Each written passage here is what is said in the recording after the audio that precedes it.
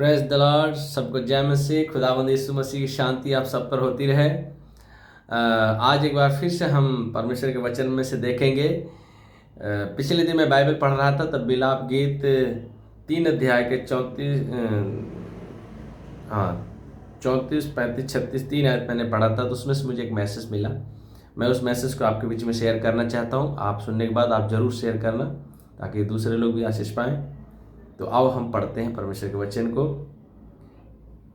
विलाप गीत 3 अध्याय का 34। पृथ्वी भर के बंदियों को पांव के तले दलित करना, किसी पुरुष का हक परम प्रधान के सामने मारना और किसी मनुष्य का मुकदमा बिगाड़ना, ये 3 कामों को परमेश्वर देख नहीं सकता। तो परमेश्वर इस वचन के द्वारा सबको आशीष दे। यहाँ पे इस वचन में हम देखते हैं 3 बातें हैं।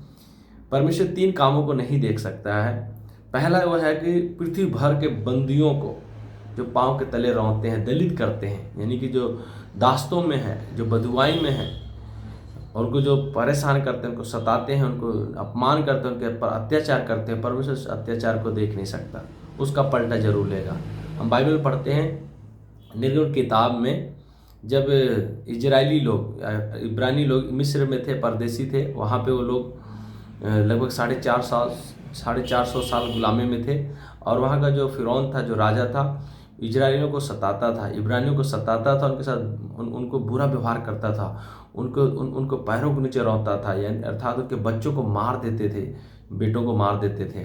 तो परमेश्वर ने उनकी दुहाई के दर्द का पीड़ा देकर स्वर्ग से उतर आया और मूसा को बुलाया और मूसा को बोला, जा मेरे लोग को छुड़ा, क्योंकि फिरौन ने मेरे लोगों को सताया है, दीन दरिद्रों को सताया है, परदेशियों को सताया है। मैं उसका बदला लूँगा, मैं उसका पलटा लूँगा, क्योंकि मैं ये बुराई मैं देख नहीं सकता हूँ। और हम जानते हैं कि परमेश्वर ने मूसा के द्वारा फिरौन के ऊपर 10 भारी विपत्ति भेज कर उसके देश को उजाड़ दिया और उसके सारी अर्थव्यवस्था को बिगाड़ दिया।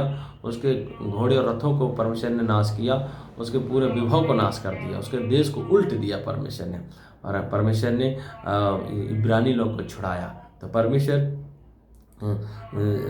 पलटा लेने वाला परमेश्वर। जब कोई देश, कोई सरकार या कोई ऐसा सम्राट दुनिया में जब मनुष्य के ऊपर अत्याचार करते हैं और दीन दरिद्रों को सताते हैं, उनको दलित करते हैं, उनको पैरों के नीचे रखते हैं, तब परमेश्वर उस देश को, उस प्रभुता को, उस अधिकार को, उस शासक को उखाड़ के फेंक देता है। हम जानते हैं नए नियम में जब प्रभु यीशु मसीह दुनिया में आए तो उन्होंने बोला, मैं स्वर्ग से उतरा हूँ ताकि मैं जो बंधन में है उनको मैं आज़ाद करूँ, जो शैतान के बंधन में उनको आज़ाद करूँ, जो पाप के बंधन में उनको आज़ाद करूँ, जो दास्तों में उनको आज़ाद करूँ। और उस समय हम जानते हैं रोमी सरकार का शासन था और वो बहुत क्रूर शासन था। उस समय वो बहुत लोगों को सताता था और बहुत लोगों को पीड़ित करता था। परंतु परमेश्वर का पुत्र यीशु मसीह उस समय जब आया, शैतान से, बीमारी से, पाप से, बंधन से लोगों को आज़ाद किया।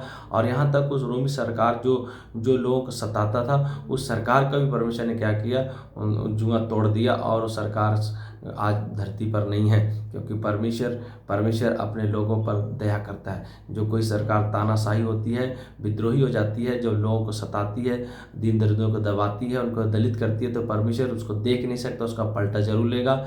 जब फिरौन को उल्ट दिया, जब रोमी साम्राज्य को उल्ट दिया, तो आज भी जितनी तानाशाही सरकारें या प्रभुताएं हैं, उसको भी परमेश्वर उल्टने में देर नहीं लगाएगा।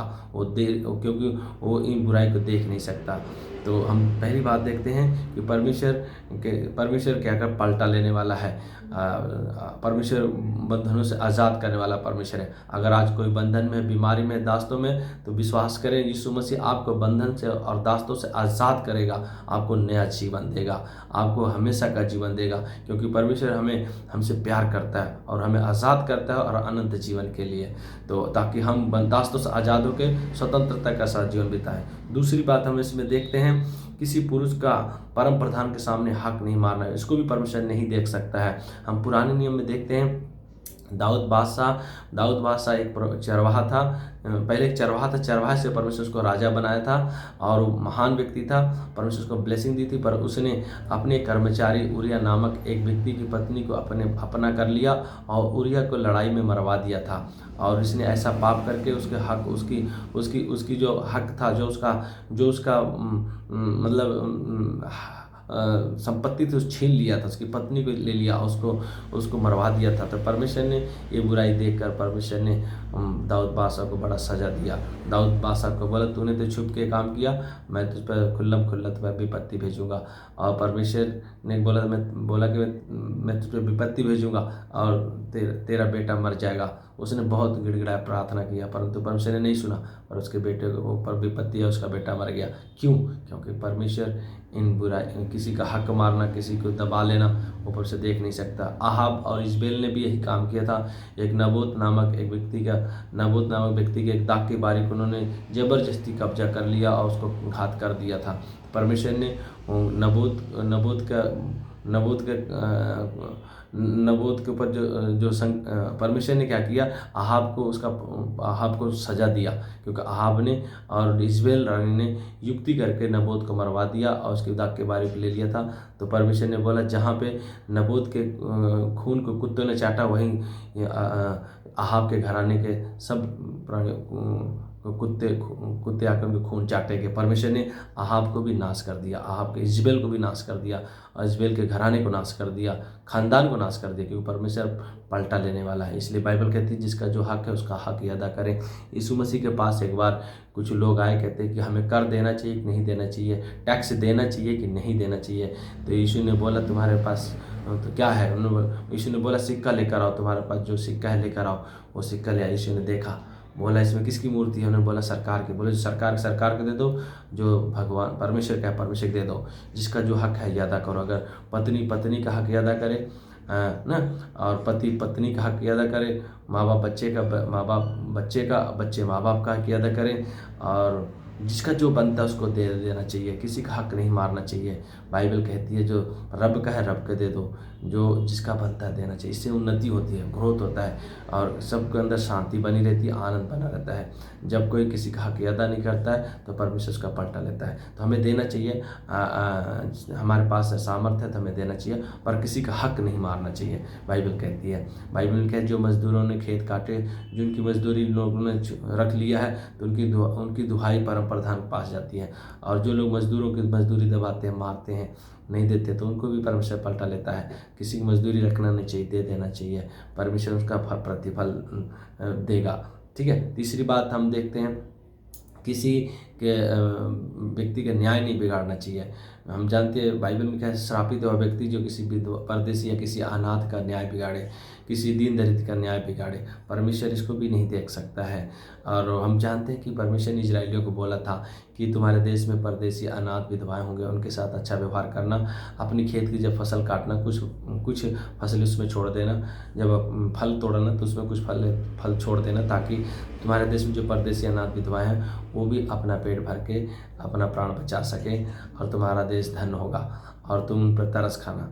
अब हम जानते हैं कि इजराइली लोगों के ऊपर एक विपत्ति का कारण, उनके ऊपर विपत्ति आने का एक कारण यही था, जो उन्होंने अनाथ और विधवा परदेशियों का न्याय बिगाड़ते थे, पक्षपात करते थे और मुँह देखा न्याय करते थे और दीन दरिद्रों को दबा देते थे। इसीलिए जकरिया नबी की किताब में परमेश्वर बोलता है तुमने मेरी बात नहीं मानी, दीन दरिद्रों को लूटा है और परदेशियों को लूटा है, इसलिए तुम पर दंड आएगा, मेरा क्रोध भड़का है और तुम्हारा देश उजाड़ होगा।